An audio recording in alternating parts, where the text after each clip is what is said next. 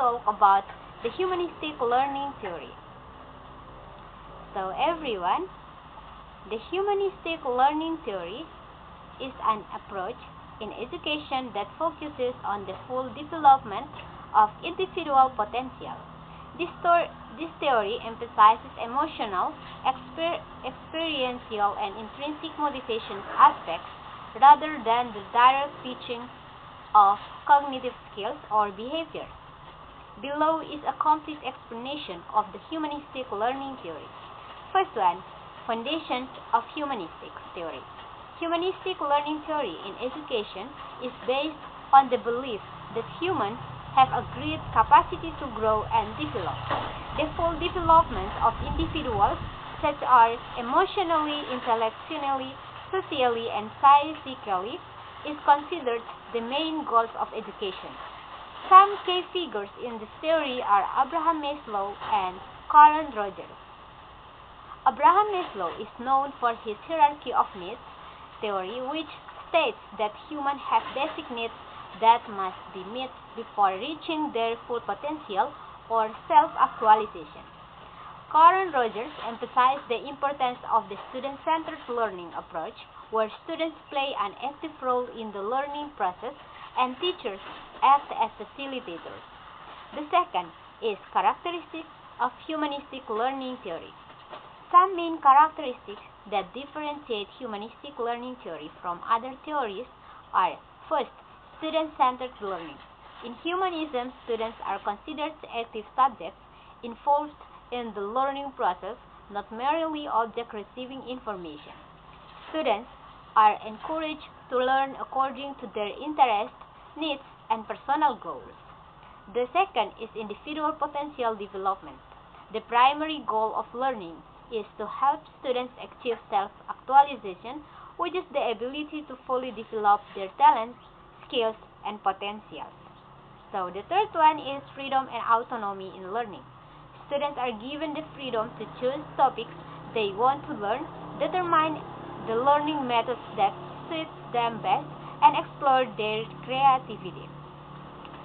The next one is the role of emotions in learning. The emotions of students are considered crucial.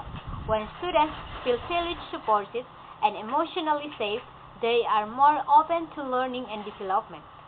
The fifth is supportive learning environment.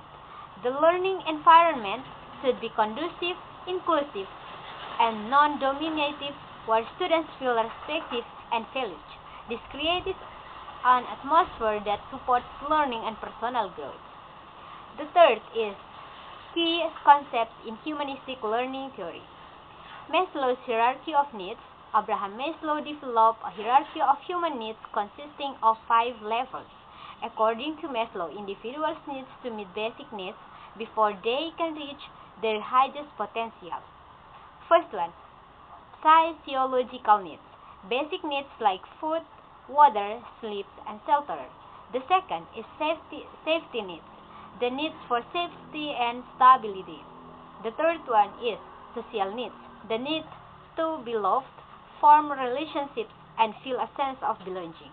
The fourth is esteem needs. The needs for self-respect and to be respected by others. The fifth is self-actualization needs. The highest levels of potential a person can achieve, including creativity, spontaneity, and self-fulfillment. The next one is student-centered approach by Carl Rogers. Carl Rogers believed that every individual has an inherent capacity to grow and develop if placed in the supportive environment. He promoted non-directive learning, where the teachers act as a facilitator who helps students discover their own solutions. In this approach, the teachers provide guidance but does not impose knowledge or solutions. The next one is students have control over their learning process, making the learning experience more meaningful and relevant to their lives. The fourth is the principles of humanistic learning. First, learning for personal growth. The goal of learning is not only to acquire information or skills, but also to help individuals grow into the best version of themselves. The second one is focus on learning experiences. Experience is the primary source of learning. Students learn through personal experiences and reflections those experiences. The third one is intrinsic motivation. Learning that stems from intrinsic motivations is more effective and lasting than learning that is imposed through external rewards or punishment. The next one is developing a positive attitude toward learning. Effective learning occurs when students feel confident, have high self-esteem, and are valued by teachers and peers. The fifth is application of humanistic theory in education. First one, project-based learning. Students engage in real-world projects that are relevant to their lives, allowing them to learn through direct experience. The second one is collaborative learning, encouraging students to work together in groups, share ideas, and help each other achieve learning goals. The third one is self-evaluation. Students are given the opportunity to evaluate their own achievements rather than solely relying on teachers' assessment. The next one is flexible curriculum. The curriculum should be designed to accommodate individual students' interests and needs. So, this takes as the role of teachers in the humanistic approach. In humanistic learning theory, teachers play more of a facilitator role than of an instructor. Some of the teachers' roles include: first, creating a safe and supportive learning environment. The second is providing opportunities for students to experiment, explore, and make their own decisions. The third one is encouraging students to understand their emotions and how those emotions affect their learning process. The fourth is valuing and respecting individuals' differences in the learning process. So everyone, we move to the strengths and weakness of the humanistic learning theory. The strengths that are focuses on holistic individual development. The next one is encourage more meaningful and relevant learning experiences to students' real life. The next one is values experience and intrinsic motivation in learning.